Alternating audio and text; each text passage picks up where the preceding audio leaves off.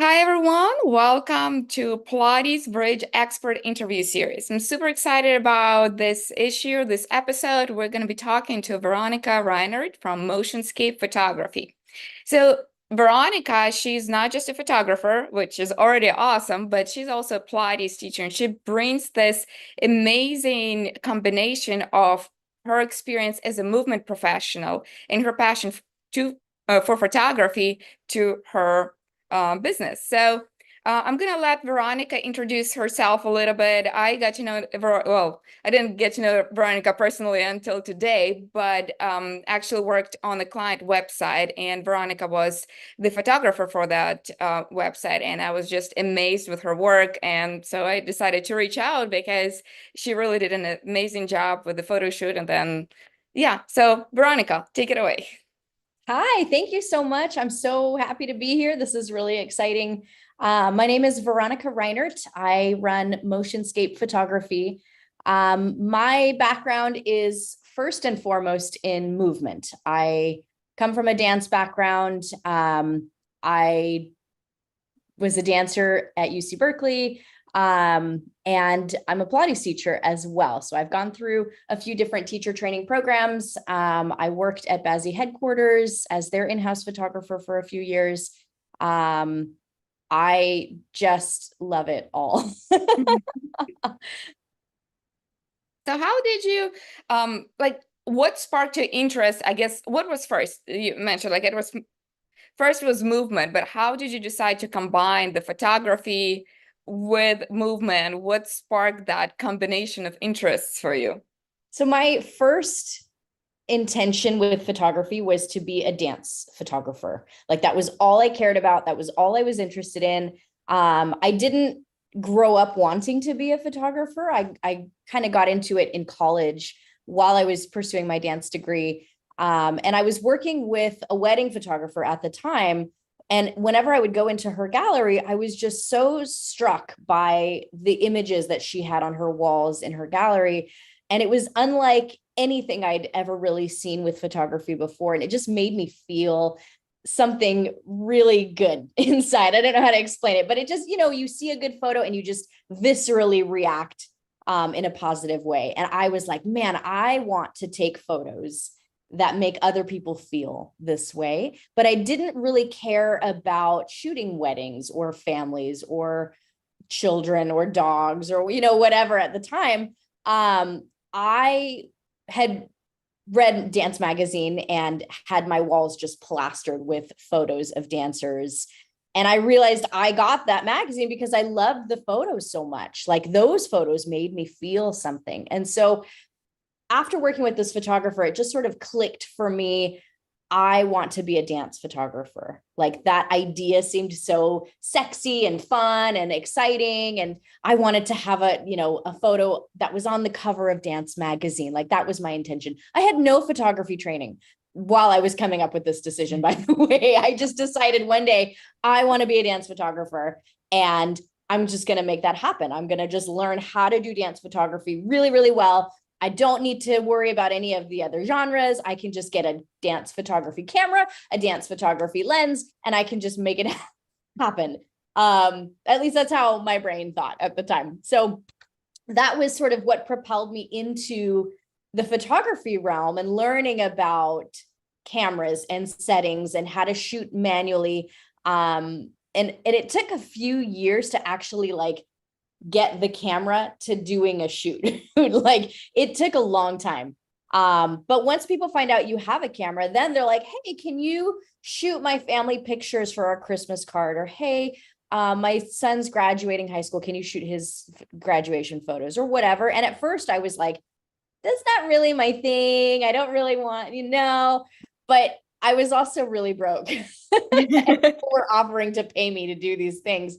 So I started branching out and shooting more portraits and weddings and cars and skateboarding and obstacle course racing and all these different things, and studied them, got really good at them, and discovered that I found just as much enjoyment shooting these other genres as I do movement, dance.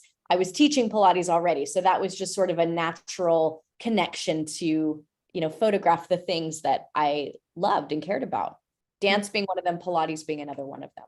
So you got into Pilates, I guess, during your dance career when you're starting dance in college. Yeah. Yeah. I Yeah, was 21 when I went through my first teacher training program. awesome. So before we move on with the interview, so I want to, for everyone who's live with us, I want to share a couple of your images, of your photos. So I will just click and share the screen, um, with your Instagram. And anybody can obviously go to Instagram. It's Motionscape Photography. And we can see, so again, like I'm always amazed at how well these photos look. And we can see, so here's some studio photos, like really capturing the essence of the class teaching, happy faces, movement, very dynamic. We have a single person here. I really love this one, how like the image of the guy on the reformer really mirrors the one on the wall. See, here's in the process. And you also obviously shoot different other genres. So we have beautiful figure skating, photography, yoga, more outdoor stuff, which again, really awesome here. So anyone who's interested, I think this is just a wonderful inspiration board for anything Pilates movement related. I'm gonna stop this share right now. Okay, perfect. So how do you think that being a movement teacher first help you be a better photographer today? Specifically with movement, right? We look at in dance, in Pilates, even yoga, we look at lines. We look at lines of the body. We look at how the body is arranged. And that's something that you study as a mover. So then seeing that and kind of thinking about the aesthetics of that in a photo shoot, my eye is trained to look for technique, to look for shapes and lines, and again, how the body is arranged. So for me, like when I teach or when I when I shoot a Pilates shoot, for example, one thing that I do that I think kind of sets me apart is I'm cueing the models into place. I'm giving them corrections as I see them during the shoot so that the photo is not only like aesthetically nice, but it's also technically correct. Because I feel like as a Pilates professional, you see a photo and you see someone's shoulders up here and you're like, no, stop, put them down, right?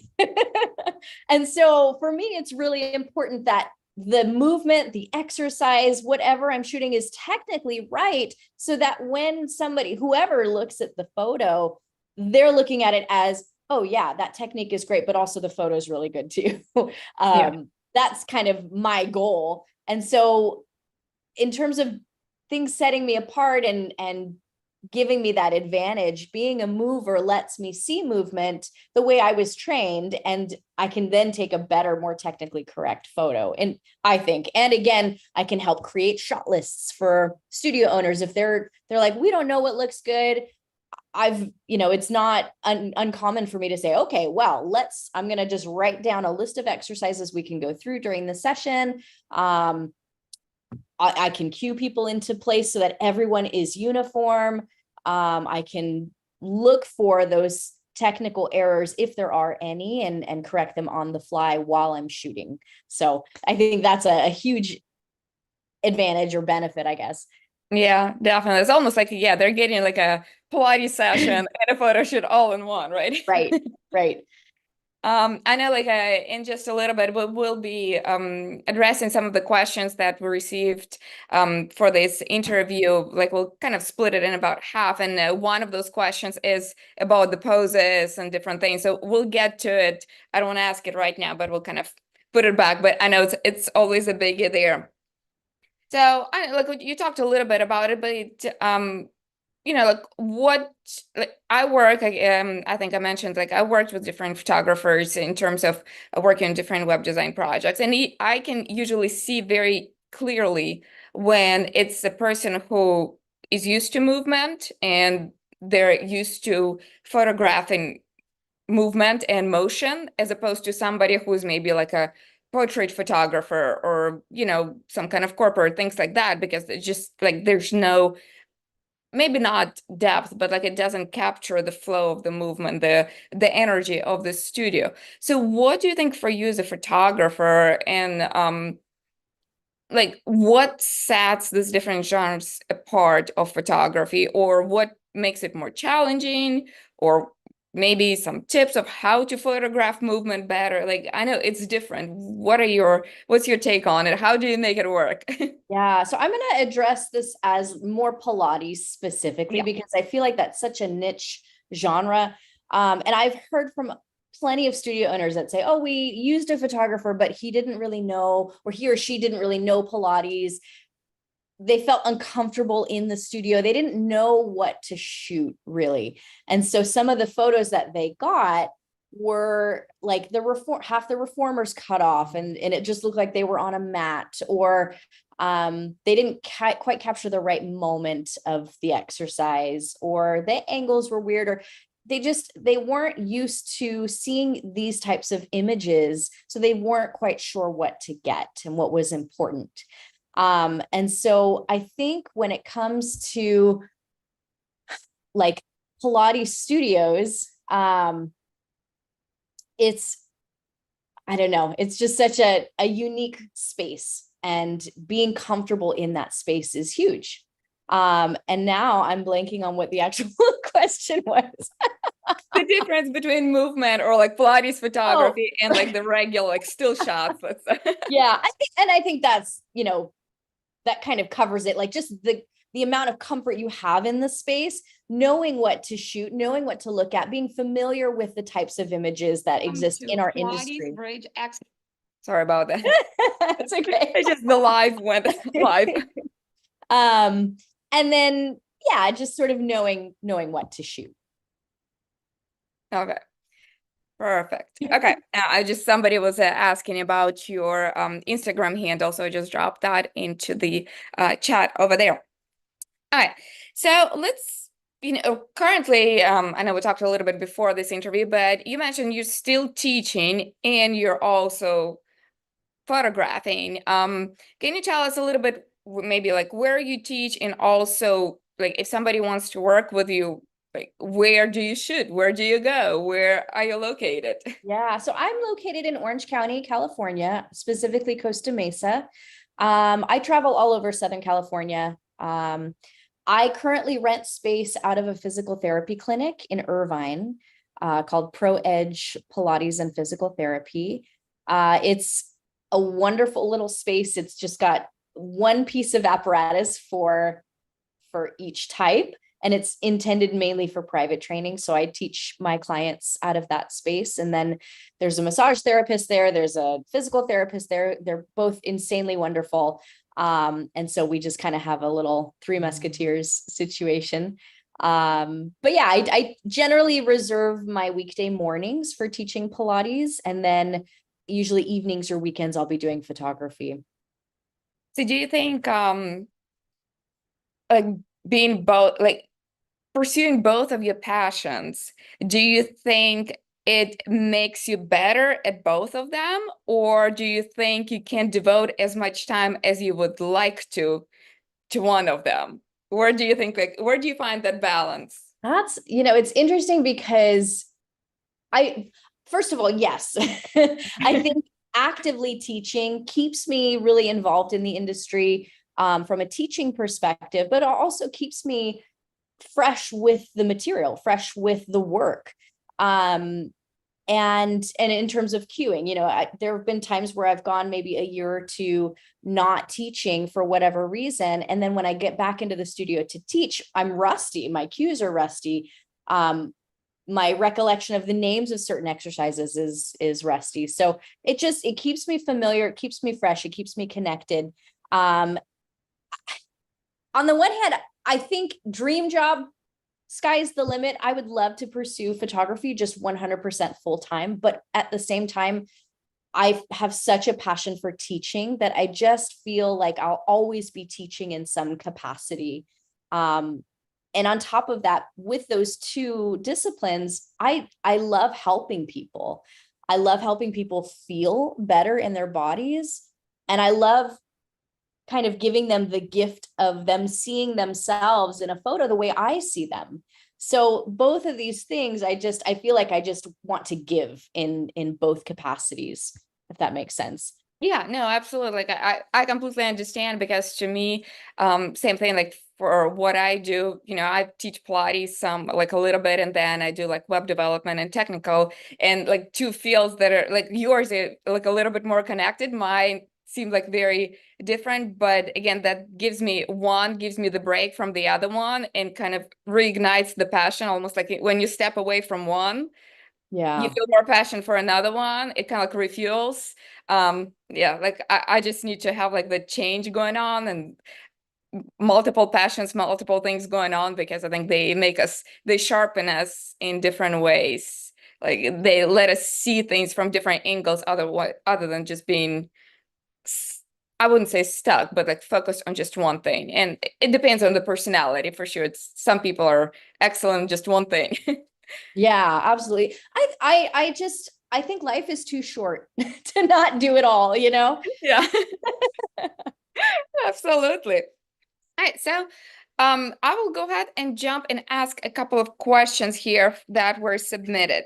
So one of them, we kind of touched on it a little bit, is the shots. What are the best maybe exercise? Like when somebody's planning that photo shoot, and I get those questions, you get those questions. Like people ask me, okay, what should I take pictures of? What exercises and things like that? What are your best? I mean, whether you want to name specific ones or how you instruct the studio owners or teachers to choose those shots, what are your recommendations for that? Yeah. So that is such a good question. Number one, you want to shoot for your demographic. So, for example, if you have a Pilates studio and you're trying to create your own content or come up with a shot list, think about who's going to be seeing that. So, one of the biggest mistakes I've seen is a studio that caters to maybe adults in their 50s and 60s and maybe beyond, but their photo shoot is all Pilates teachers in their 20s and 30s doing crazy upside down, like full splits, just really unattainable things for somebody in their actual demographics, age range or ability range. So that's one. The other thing is keeping it simple, right? I honestly feel if I made a list of some of my favorite exercises to shoot that tend to look good all the time. Lunge stretch is one of them. Mermaid, just ab exercises, not necessarily like teaser. I wouldn't say teaser is actually a very photogenic exercise for everybody. There And are certain a lot of times it doesn't look good on web or anything, because like how stretched out it is, it's really hard to crop it. Like from yeah. Anyway, not the yeah, best. no, but even the technique of it, it's Yeah, a and difficult yeah. exercise.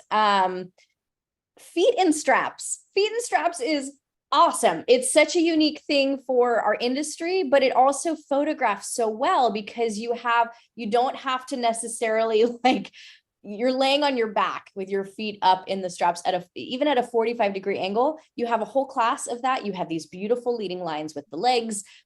It's not a difficult thing to achieve, and it really shows one of the unique exercises in a Pilates class that everybody loves. And then things like Swan. I think Swan is also a very good one that, again, it's not a difficult exercise per se. You can have a very basic Swan, even in a mat class photo session, very basic Swan, and it just looks beautiful, right? Everyone's like this all the time. So when you're looking on someone's website and you're like, oh, we do this type of move. Okay, great, right? If your goal is to attract new clients or people that aren't super familiar with Pilates, showing just the basics of what they might experience in a class, I think is so helpful. And then again, feet and straps, you get these great leading lines. Oh, ab exercise. I think I said ab exercise, things where you're supine, even something simple like 100 prep. on the reformer or on the mat with the magic circle or not, like those photograph so well. And they really tell, the story of what you would expect to see in a class. So hopefully Yeah. that was cool.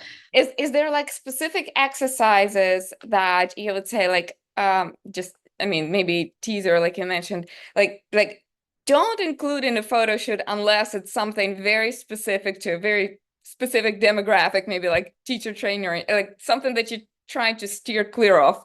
Yeah. It's, it's also, it's case by case as well, Oh, because the bodies that you're shooting may be good at some things, but not other things. So if you have, a model with very tight hamstrings, maybe don't do elephant with them. Don't do any of the seated arm work or seated mat work, unless you want to show knees bent or, whatever the case is. I would say this is kind of this can be hit or miss too, is bridging. I think single leg bridge on the mat can look very, very beautiful. Bridge on reformer can look nice from a nice profile if, again, the lines are there. But shooting bridge from, or even ab work from the angle of like where you get kind of a butt shot or, whatever. oh yeah. Not the most Yeah. photogenic angle. So that's My another favorite in that one is the short spine. You yeah. can't imagine how many I get like of the short spine with the knees bent from the footboard Yeah. side. It's like, wow, Yeah. I could why? see that. I could see that. Or gosh, climatry with, again, Yeah. when someone just doesn't have that mobility to hit the lines to make the photo. Not to say it's a bad exercise at all, but photogenically, if you want a standout image, these are things to think about, right? Your lines, your technique, what you're portraying to your audience. Yeah, I think like really making them like the exercise. This is what I also recommend, like choosing the exercises that make people viewing those photos feel like they can do them and it will feel good doing them. Right. Because if somebody is like straining doing that climatry or anything like that, it doesn't like somebody is looking at like it's automatically you feel your muscles tighten. It's like, oh, I don't Yeah. want to do that. That doesn't sound good. But then you see Right. somebody just really feeling nice and open with a happy, calm, maybe not happy smiling, but like calm face instead of like cringing. It's like, okay, my eyes are about to pop out because I'm holding this pose. That's yeah. Yes. Facial expressions are huge. Yeah, Photos. that's another thing. I think a lot of the people who are not used to photographing movement, they don't get because again, people have different expressions during like you can't always somebody wants to sneeze, somebody looks back, somebody is trying to wipe their I don't know, like you can see crazy things and just making sure you shoot the people when they're relaxed and feeling good and just choosing the poses that are not too strenuous for those models to Yes. hold, that they can hang out in the feet and straps for 10 minutes and Right. just be as happy as they can be. Yeah. Yeah. Yeah. And you bring up some really good points. And I don't know if we're at this part of the interview yet, but in terms of, I had my list of like do's and don'ts for a photo shoot. And one of them is to think about your facial expressions and not be talking while you're being shot. We have our specific way of breathing in Pilates, and it kind of doesn't look very good if we're like, when you're doing a forced exhale. So smiling or having a very neutral, calm face, not like an RBF or a mean face, but just like like you're having fun, like you're feeling good, you're just in the moment. I think that says a lot in an image, and it just makes for a better photo. If someone's 100% of the time, if someone's making a weird face or they're talking or something's going on facially, the image is cut. Like it's just not going to go past the editing phase.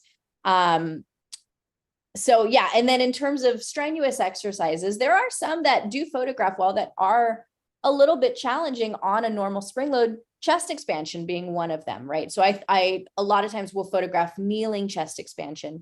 And for that, I recommend for that and similar exercises, go a little lighter with the spring. It's okay. Like if the goal is to show the exercise in good technique that the model can press back and hold for the shot, it's okay to go down to a blue instead of a red, you know?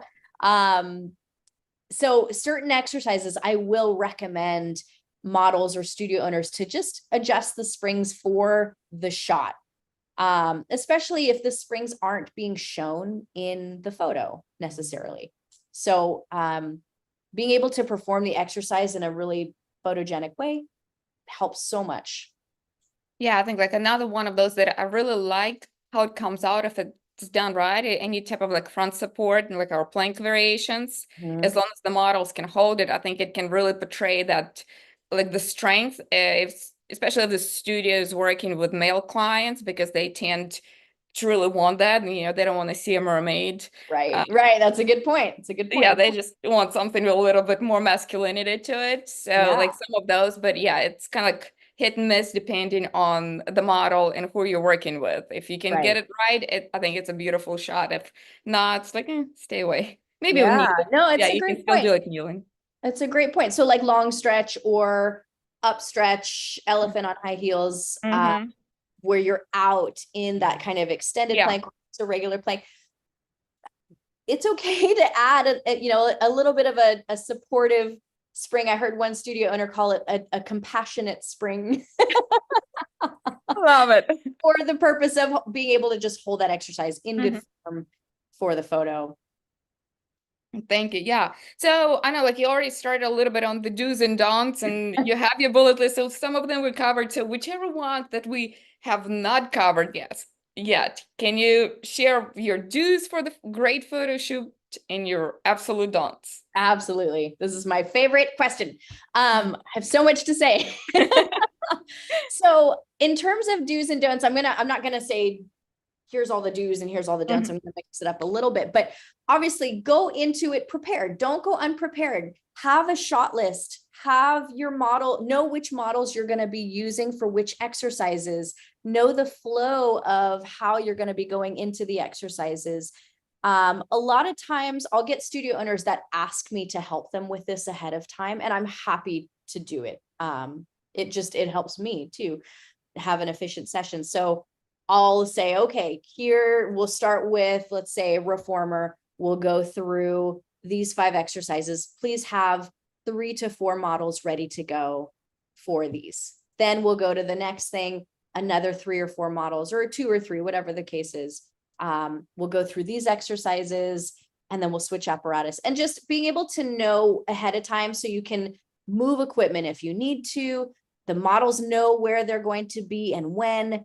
And you just have a good solid plan, a production plan essentially for the photo shoot. That way there's no time wasted. I feel like there's a lot that goes, everyone's excited and everyone gets very social. A lot of times instructors don't get to see each other outside of class, or their schedules just don't mesh. So there's a lot of chat that happens during shoots. And so keeping people focused can be a little struggle. So if we have a plan, then it keeps everyone plugged into the time and what's coming next.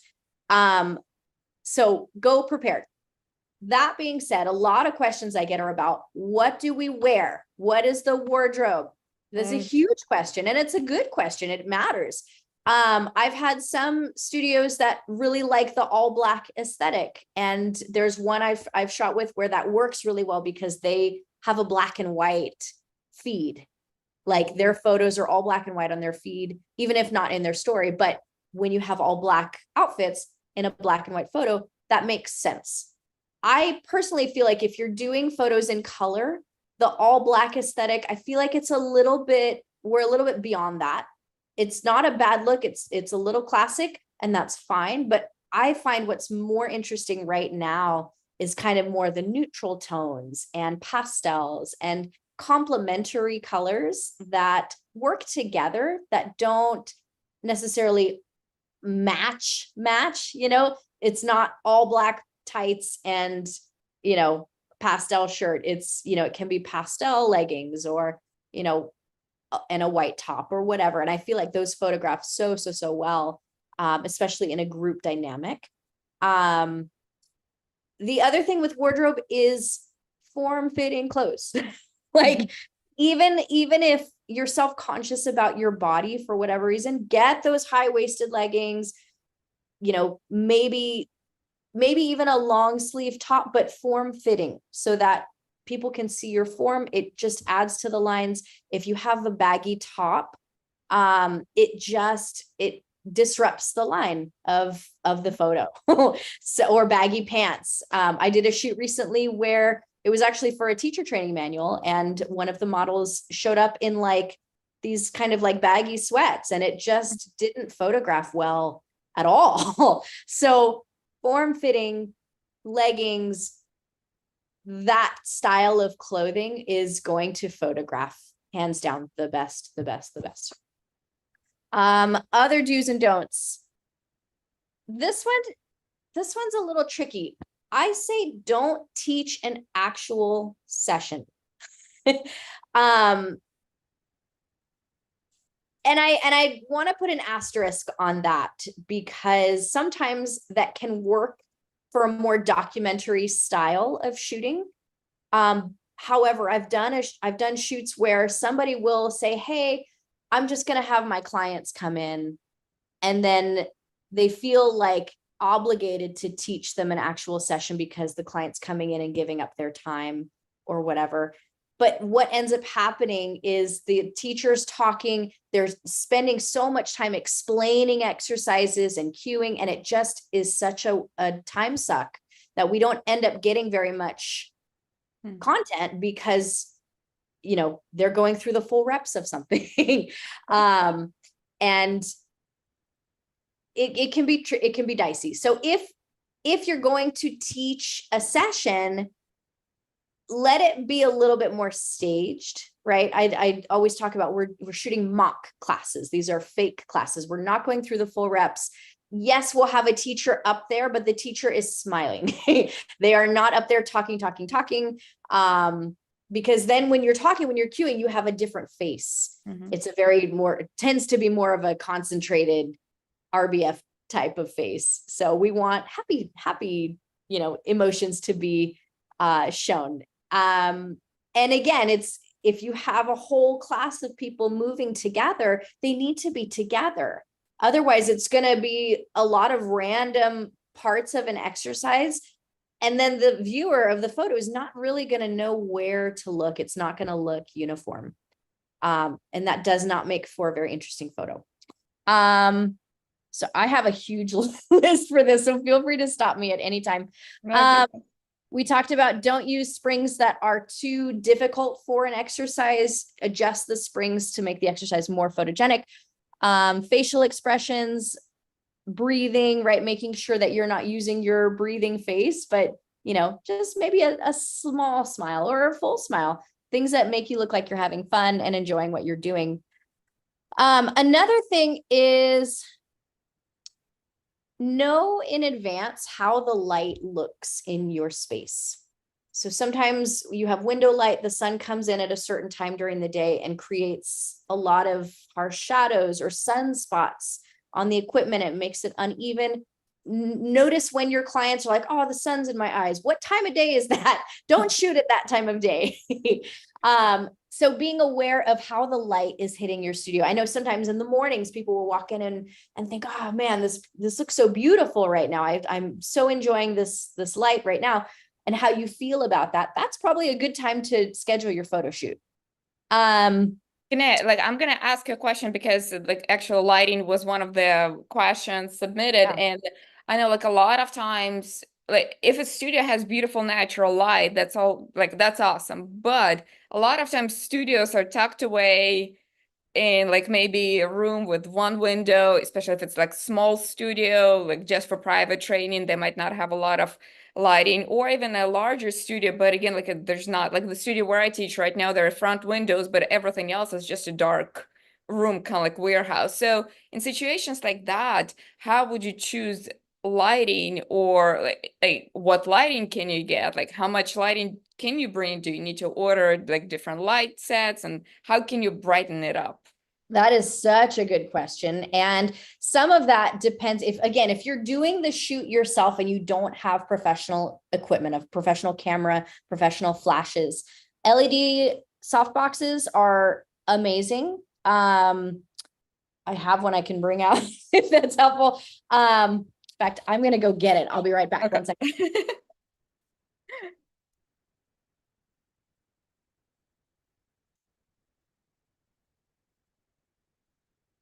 Yeah, so while Veronica is getting it, so definitely like the lighting is a huge thing. So even if and I will touch on photography with the iPhones and things like that.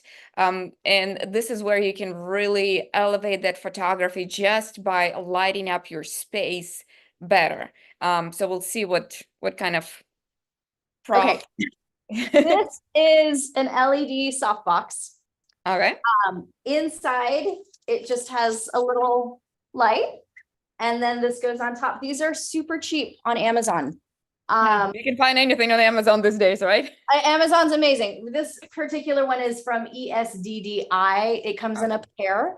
You literally just plug it in. There's one flip. It's not plugged in, but there's one switch, and it is a daylight LED. So it will emit more natural light, natural looking light. So it's a cooler light as opposed to a warmer light. I love these. I use them all the time, especially if I'm shooting product or, anything where I want to pretend I have window light. I use these.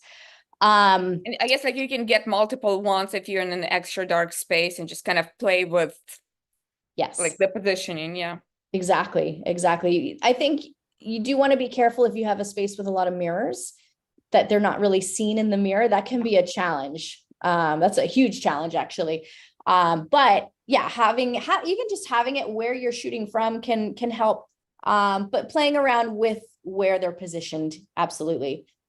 Sometimes even just if you have white ceilings and you angle this up to kind of bounce it off the ceiling, that can help create some more even lighting, so you don't have a bunch of shadows that are falling all over the place. Yeah, that is definitely a good investment, I think, for lighting. Some people like using the ring lights. I don't see any issue with that at all.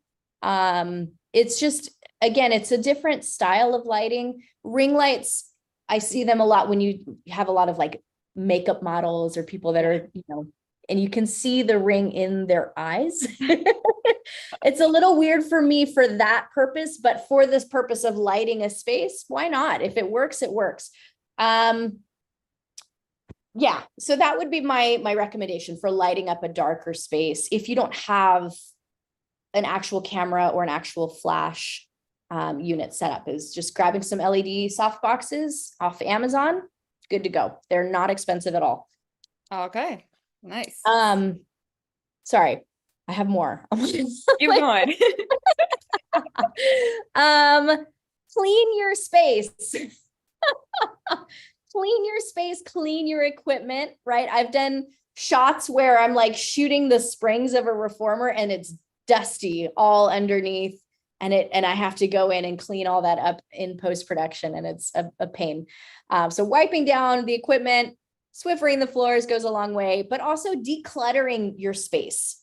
So if you have trash cans or fans or dehumidifiers, extra props that just don't need to be there, that are just cluttering up the space, just move them, put them in the bathroom for the shoot, or in the hall, wherever, and put them back after. Like, it helps so much to not have so much stuff, so that the eye goes to your subject instead of a busy space, a cluttered space.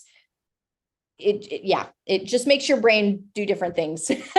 No, I versus, like, agree. Yeah, like enjoying it. cluttered spaces, they always look cluttered in the pictures, and it's just, yeah. Yeah. Set up the exercise.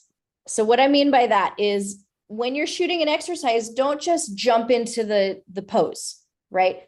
Do the exercise from start, maybe to finish, but definitely from the start, set it up correctly so that it photographs correctly. The technique is there.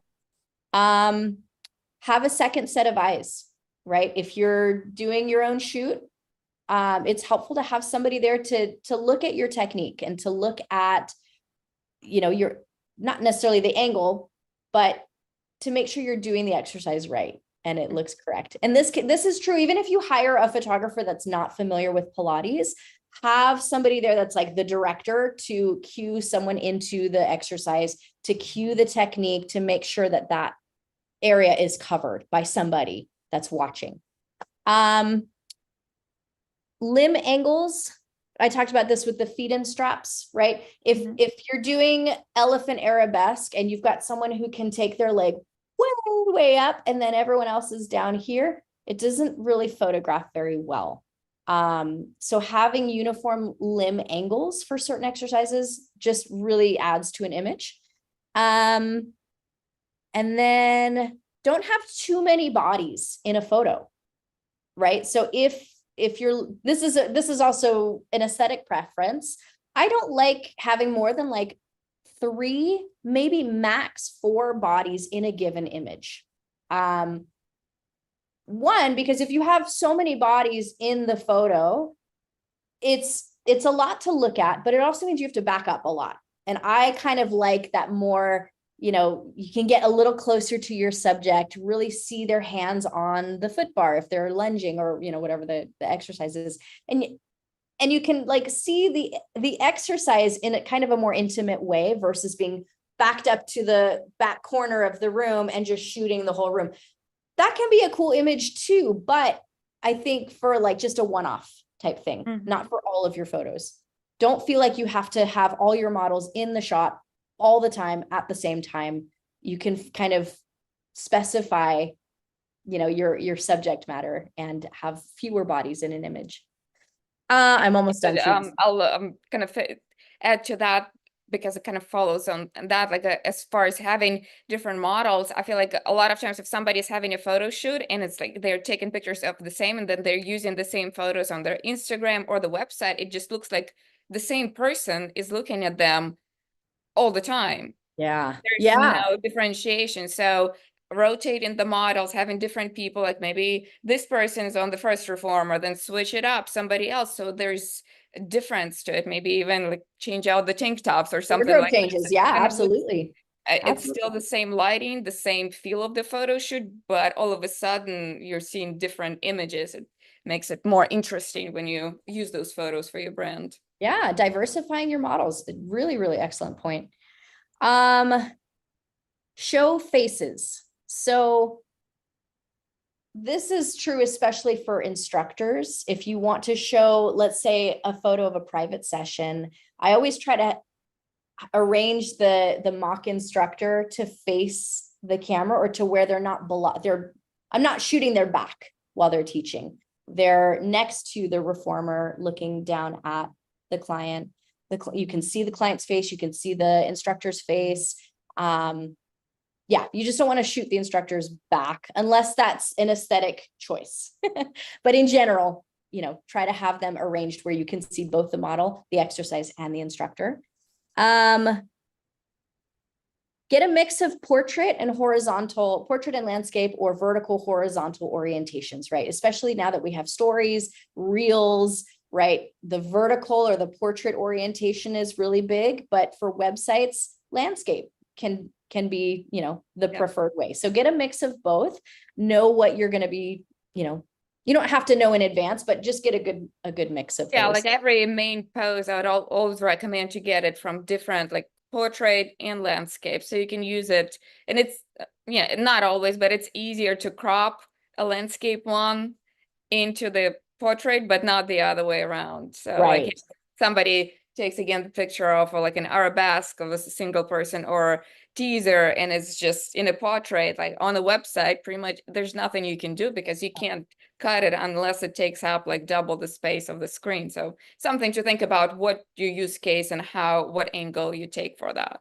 Yeah, absolutely. The other thing too with that in terms of cropping and things is, one, you don't want to cut limbs off.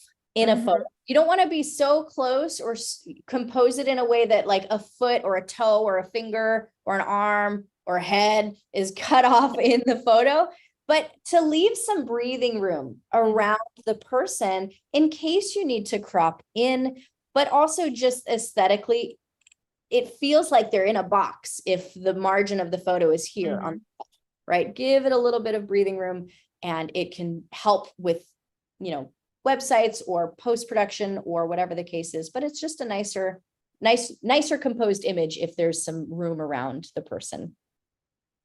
I think that's almost it.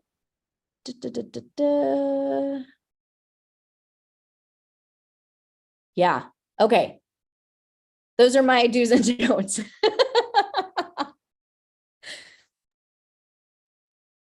Awesome. So something again, like I would bring up, like when people are preparing for the photo shoot, saying like think about what you will be using those photos for. So like let's say if you want to showcase like different types of services that you offer, like make sure that you have shots planned for the group classes, for the private training, for duets, for like the workshop type of environment, whatever it is. So it's not like, oh, okay, we're having one person, one shot all the time, or we only have all group poses, but nothing to show for like a private session or anything like that. So kind of plan for that, like from the website perspective, or just thinking about your marketing. That's would be my recommendation for the studio owners or teachers who take those photos. And Right. like if you do some kind of online thing, same thing. Yeah, like maybe like a picture with a computer or like, you know, something like, you know, plan for what you're gonna use it for, because yeah, it's your time, so might as well use it wisely, right? Right. So one thing that I know promised a lot of people who signed up for this webinar to talk about is the taking pictures with the iPhone. Now, obviously, hiring you as the photographer would be like the best choice for sure, and working with a professional always creates absolutely the best results. You know, it's the best, but not always possible, or maybe you still need to take photos for your Instagram, things like that, in between the photo shoots. So if you're using your iPhone, cell phone, anything like that, what are some of the tips to make those look better? That is such a good question. And I'm going to say this, it is perfectly fine to take photos with a cell phone. It's perfectly fine. I think what a lot of people don't necessarily think about after they take the photo is editing the photo. So first and foremost, I highly recommend Lightroom for mobile. Lightroom is a photo editing app through Adobe. Adobe is the one that makes Photoshop, Lightroom, Illustrator, like all kinds of you know, tools for creatives, but they have a free photo editing software for your phone, and it's called Lightroom for mobile. It is amazing. I use it on the go a lot. So getting familiar with that so that you can edit your photos after the fact, number one. I'm always a fan, like I said, of clean spaces. And what I mean by that is not just like actually clean, but visually clean, clean walls, not a lot of clutter. And in that way, when you have a cleaner space, your focus then goes to the subject, your model, the exercise, the equipment, whatever you're shooting. That I think is what really makes a good standout photo too, is having a clear reference of what you're supposed to be looking at in the photo. Angles matter.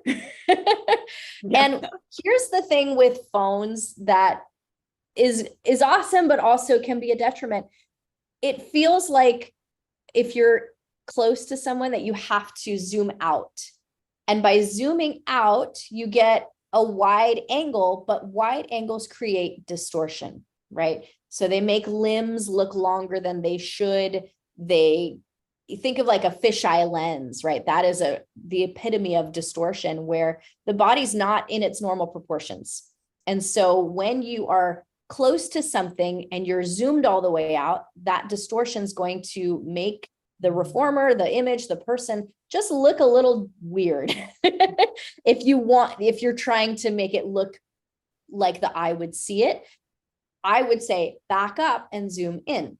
That would be the way to, kind of sort of pre-crop in your subject and keep them in proportion so they're not distorted. And that way you have more control over how much or little room you have around the person, right? So again, back up, zoom in. That would be preferable to getting close and zooming out.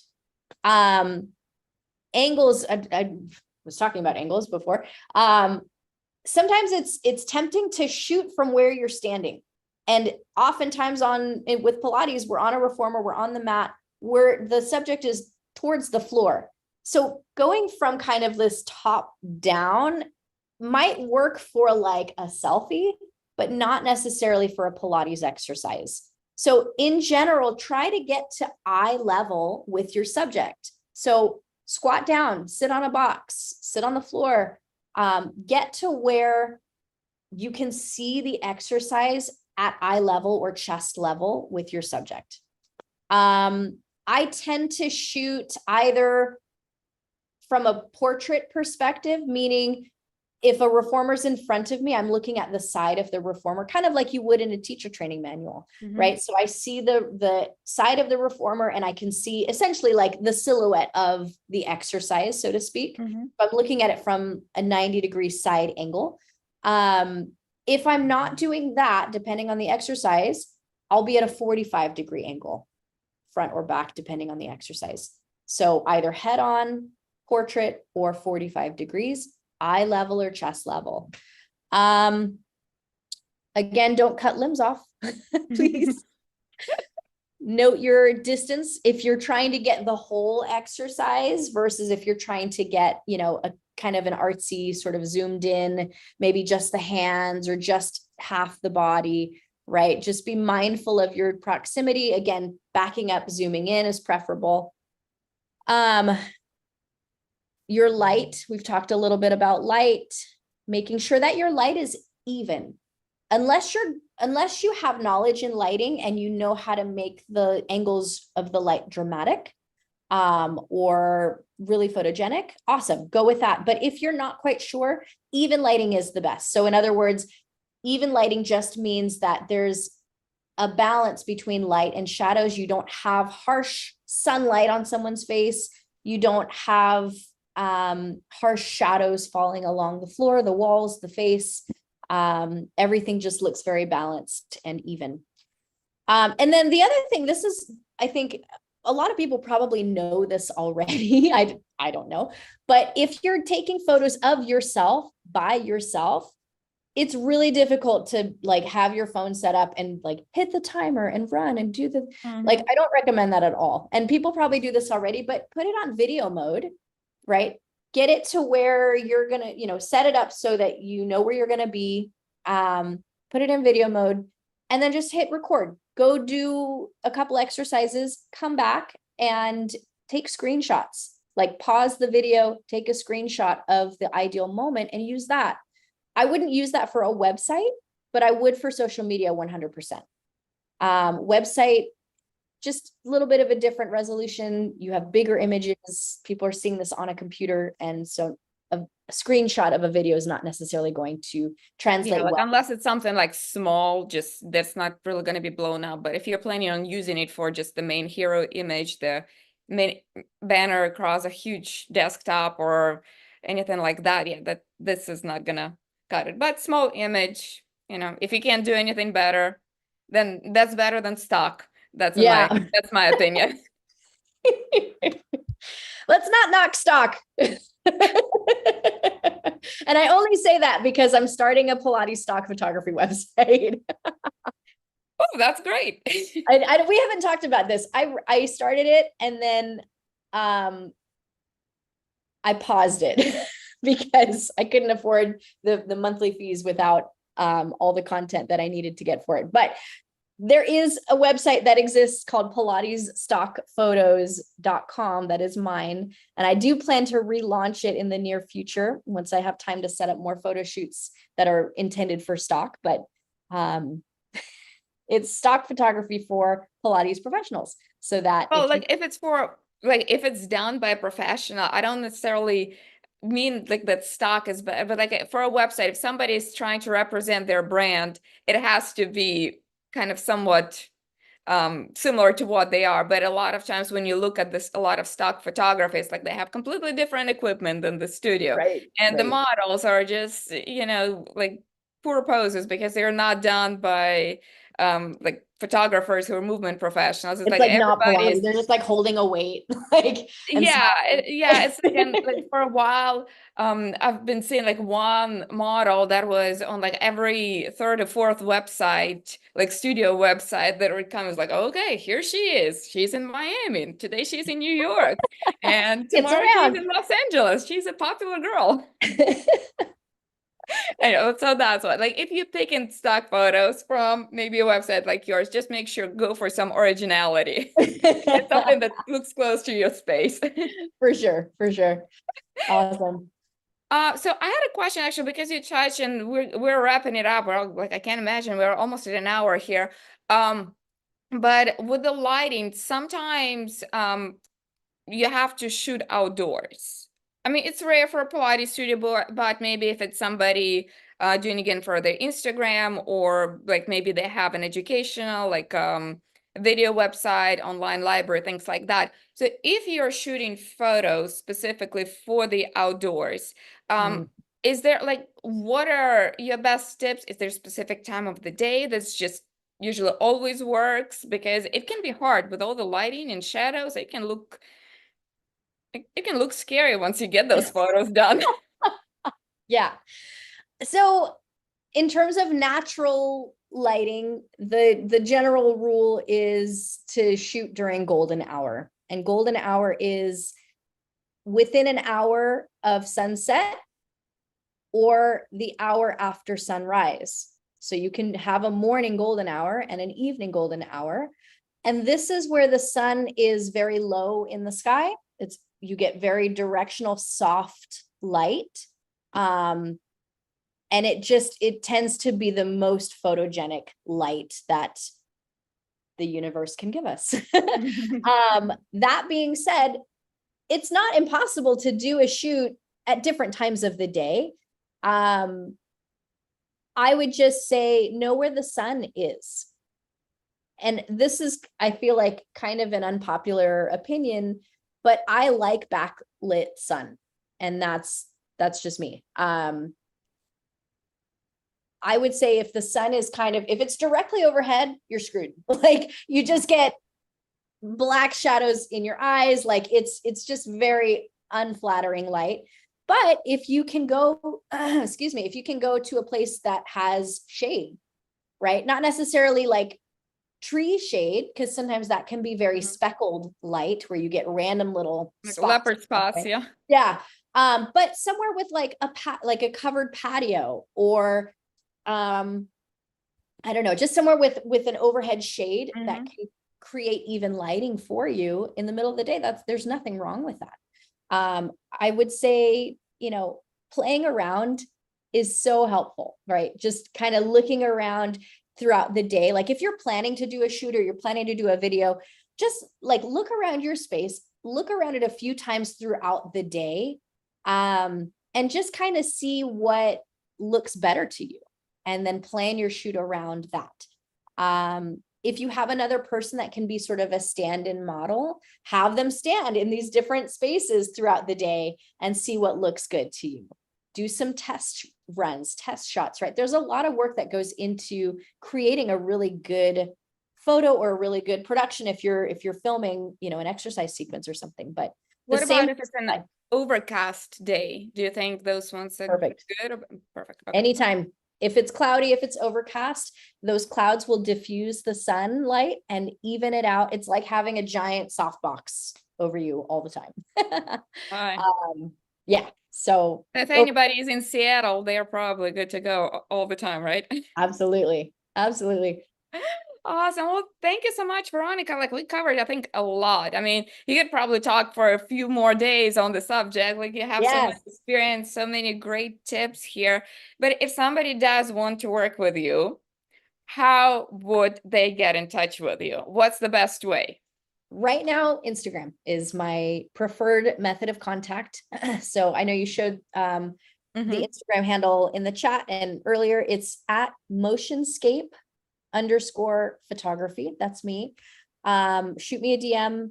Right now, my website is, I was telling you earlier, I'm in between platforms right now. So one platform expired. I'm rebuilding on another platform. It's about to go live within the next few weeks.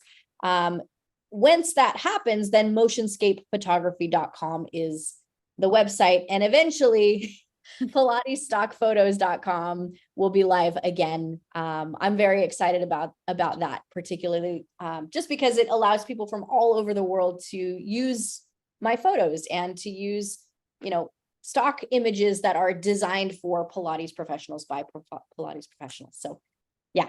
Awesome. Well, thank you so much again, Veronika. We'll share all that, also the notes for this interview below the video and on the website, and get in touch with her because she'll do an amazing job for your brand, for your photo shoot, and we really look forward to seeing that stock photography website.